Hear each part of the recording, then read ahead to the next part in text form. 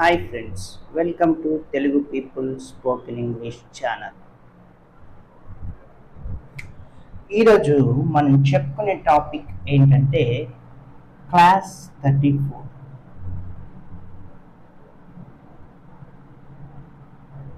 Status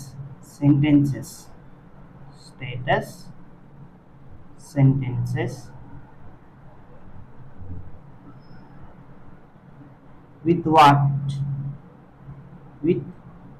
what అనే దాన్ని ఉపయోగించి ఇన్ పాస్ట్ టెన్స్.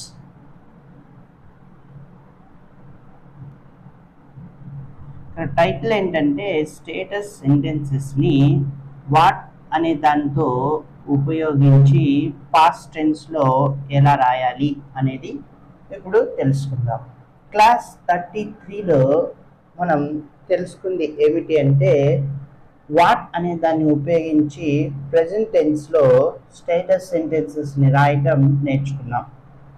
ఇప్పుడు మనం ఈ ప్రెజెంట్ క్లాస్లో వాట్ అనేది ఉపయోగించి అవే సెంటెన్సెస్ని స్టేటస్ సెంటెన్సెస్ని పాస్ట్లో ఎలా రాయాలో తెలుసుకుందాం. వాట్ అనే దాన్ని ఉపయోగించి మొదటగా మనం చూసుకుంటే మనం ప్రీవియస్ క్లాస్ గురించి ఒకసారి బ్రీఫ్గా చూద్దాం. యామ్, ఆ తర్వాత ఆర్, ఆ తర్వాత ఈస్. వీటిని ఉపయోగించి మనం ఇక్కడ చూస్తే వాట్ యామ్ ఐ, నేను ఏమై ఉన్నాను, ఇది ఫస్ట్ పర్సన్. అదేవిధంగా వాట్ ఆర్ వి, మేము ఏమై ఉన్నాము, ఇది ఫస్ట్ పర్సన్లో ప్లూరల్. ఇది ఫస్ట్ పర్సన్లో సింగులర్, ఇది ఫస్ట్ పర్సన్లో ప్లూరల్. వాట్ ఆర్ వీతో పాటు సెకండ్ పర్సన్ చూస్తే వాట్ ఆర్ యూ, నీవు ఏమై ఉన్నావు. యు అనే దాన్ని సింగులర్ అయినా ప్లూరల్ అయినా యూనే వస్తుంది కాబట్టి వాట్ ఆర్ యూ అనేది ఉపయోగించాం. అలా ఉపయోగించి మనం సెంటెన్స్ రాస్తాం. వాట్ ఆర్ వి అంటే మేము ఏమై ఉన్నాము, వాట్ ఆర్ యూ అంటే నీవు ఏమై ఉన్నావు. వాట్ తర్వాత పర్సన్స్లోకి వచ్చేసరికి థర్డ్ పర్సన్ సింగులర్ ఉపయోగించేటప్పుడు సింగులర్ అంటే ఎంత తెలుసు, హీ కానీ, షీ కానీ, ఇట్ కానీ, దిస్ కానీ, దట్ కానీ అని తెలుసు మనకి. వాట్ ఈజ్ హీ, అతను ఏమై ఉన్నాడు. వాట్ ఈజ్ షీ, ఆమె ఏమై ఉన్నది. వాట్ ఈజ్ ఇట్, అది ఏమై ఉంది. వాట్ ఈజ్ దిస్, ఇది ఏమై ఉన్నది. వాట్ ఈజ్ దట్, అది ఏమై ఉన్నది. ఇదేంటిది పాస్ట్ టెన్స్ కాదు, ఇదంతా ప్రెజెంట్ టెన్స్. అదేవిధంగా మరి థర్డ్ పర్సన్ ప్లూరల్ చూసుకున్నా ఏమి ఉపయోగిస్తాము అంటే ఫస్ట్ పర్సన్స్లో థర్డ్ పర్సన్ ప్లూరల్ ఏంటి, దే.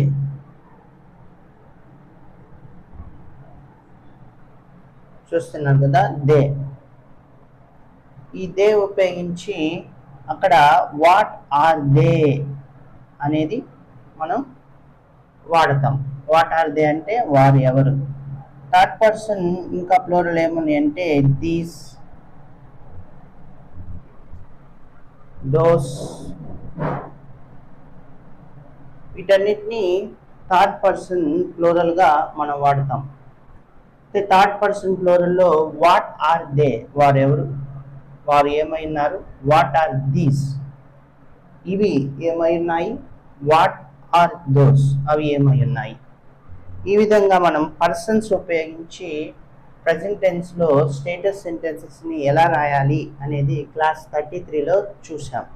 ఇప్పుడు క్లాస్ 34 ఏంటంటే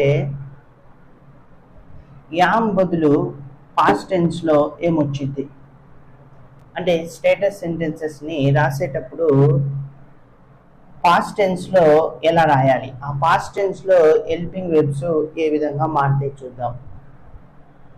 వాట్ యామై అనేది ప్రెజెంట్ టెన్స్ అయితే పాస్ట్లో ఏమొచ్చింది, వస్ అనేది వస్తుంది. ఇక్కడ వస్ అనేది వస్తుంది.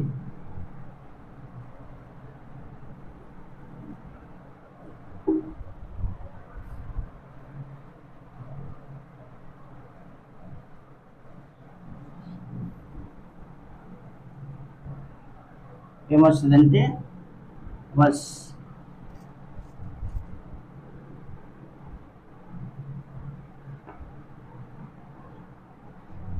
వాట్ వాజ్ ఐ, నేను ఏమై ఉండేవాడిని.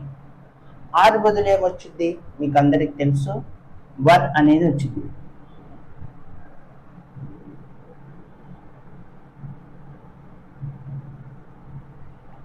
What were we, what were you, ఇది వస్తుంది.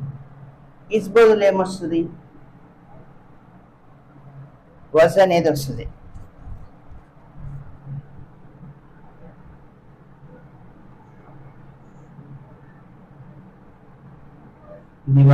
ఇది వస్. ఇస్ బదులు అంటే యామ్ వచ్చినా ఇస్ వచ్చినా వచ్చేది వస్. ఆర్ బదులు వర్ వస్తుంది. ఇప్పుడు వాట్ వాజ్ ఐ, అతను ఏమై ఉండేవాడు పాస్ట్ టెన్స్. వాట్ వర్ వి, మేము ఏమై ఉండేవాళ్ళం పాస్ట్ టెన్స్లో. వాట్ వర్ యూ, మీరు ఏమై ఉండేవాళ్ళు, నీవు ఏమై ఉండేవాడు. వాట్ వాజ్ హీ, అతడు ఏమై ఉండేవాడు.